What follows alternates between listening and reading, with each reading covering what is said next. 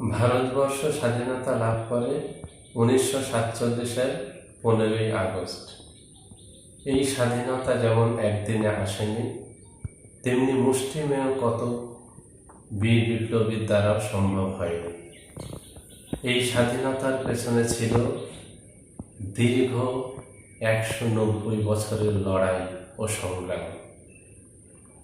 আর এই সংগ্রামে যারা প্রাণ দিয়েছিল তারা লক্ষ লক্ষ বীর বিপ্লবী, এই ভারত মাতার সুসন্তান। তারা এমনই একজন ব্যক্তিত্ব, স্বাধীন চেতা এবং স্বাধীনতা সংগ্রামী বীর বিপ্লবী, নাম তার মীর নিসার আলী ওরফে তিতুমীর।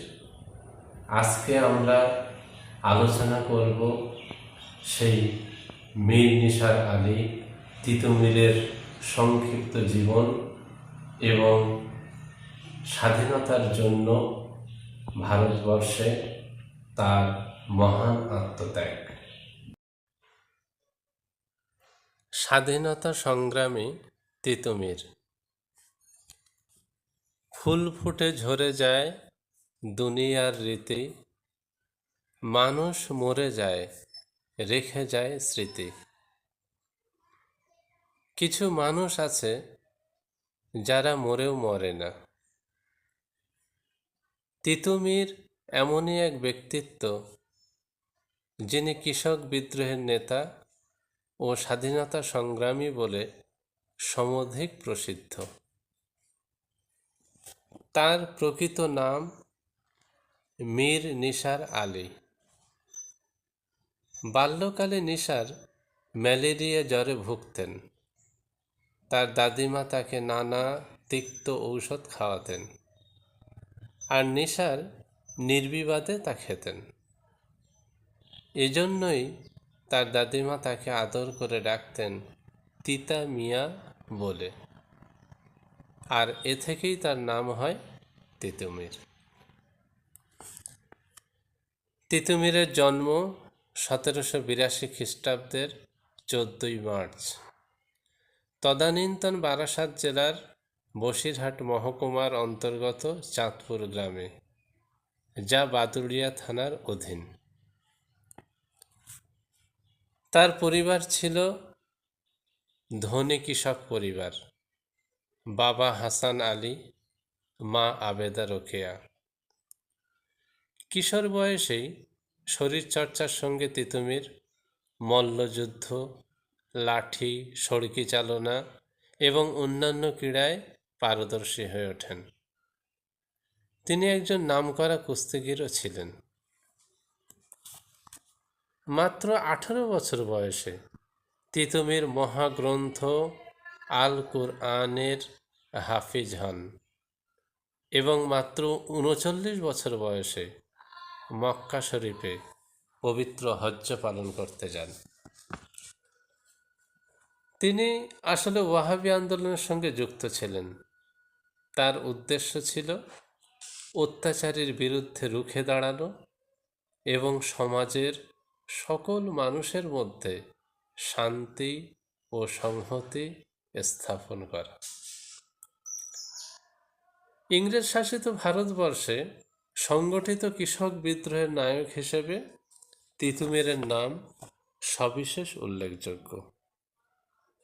কৃষকদের উপর নীলকর সাহেবদের অত্যাচার অবিচারের কোনো সীমা পরিসীমা ছিল না।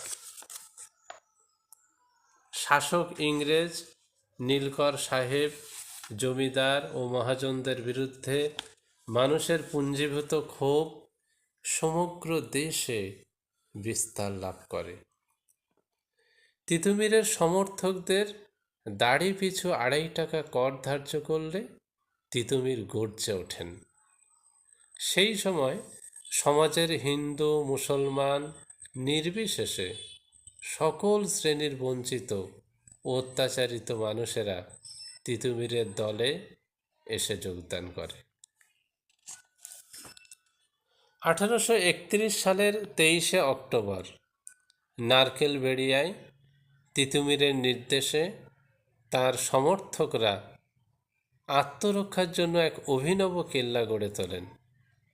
বাঁশের তৈরি সেই কেল্লার ভেতরে মজুত করা হয়েছিল তীর, ধনুক, বর্ষা, বল্লম, বাঁশের লাঠি, লোহার রড, কাঁচা বেল সহ নানা দেশীয় অস্ত্রশস্ত্র। 1831 সালের 19 নভেম্বর ইংরেজ সৈন্যদের সঙ্গে তিতুমীর ও তার সমর্থকদের এক প্রবল যুদ্ধ সংগঠিত হয়। ইংরেজদের কামানের গোলায় বাঁশের কেল্লা ধ্বংস হয়। প্রাণপণ লড়াই করার পর তিতুমীর সহ প্রায় 50 জন বিদ্রোহী কৃষক প্রাণ হারায়। কয়েক হাজার কৃষক আহত হয়। সেখান থেকে 350 কৃষককে বন্দি করা হয় আর সেনাপতি গোলাম মাসুমকে ফাঁসি দেওয়া হয়। যুদ্ধ শেষে ইংরেজ সেনাপতি সৈন্যদের একত্রিত করে ভাবগম্ভীর স্বরে বলেন, বন্ধুগণ, যুদ্ধে আমরা জয়ী হয়েছি সত্যই, কিন্তু জীবন দিয়েছেন এক ধর্মপ্রাণ দেশপ্রেমিক মহাপুরুষ। তোমরা তার অমর আত্মার প্রতি সম্মান দেখাও। আর অমনি প্রধান সেনাপতি সহ উপস্থিত সমস্ত সৈনিকরা মাথা হেঁট করে তার প্রতি সম্মান দেখায়। তিতুমীর বারাসাত বিদ্রোহ ভারতবর্ষের স্বাধীনতা সংগ্রামের প্রথম অধ্যায় হিসেবে বিবেচিত। বাংলাদেশের মুক্তি সংগ্রামের প্রথম শহীদ হিসেবে তিতুমীর আজও চিহ্নিত। প্রকৃতপক্ষে ইংরেজ ও তাদের অনুগত এদেশীয় জমিদার বর্গের বিরুদ্ধে সংগঠিত তিতুমীরের এই সংগ্রামকে কেউ কেউ ভারতবর্ষের স্বাধীনতা আন্দোলনে যথার্থ কৃষক বিদ্রোহ বলে অভিহিত করেছেন। স্বাধীনতার আজ 78 বছর পরেও তিতুমীর ভারতের ইতিহাসে জ্বলজ্বল করছে।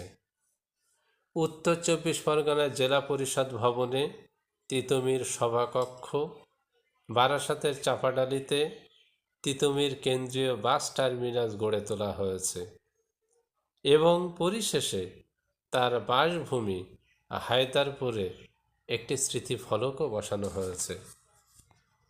সব শেষে বলি, ডক্টর শান্তিময় রায় ও ডক্টর গিরীন্দ্রনাথ দাসের কথায় তিতুমীর ব্রিটিশ শাসনের বিরুদ্ধে বাংলায় মুক্তিযুদ্ধের প্রথম শহীদ।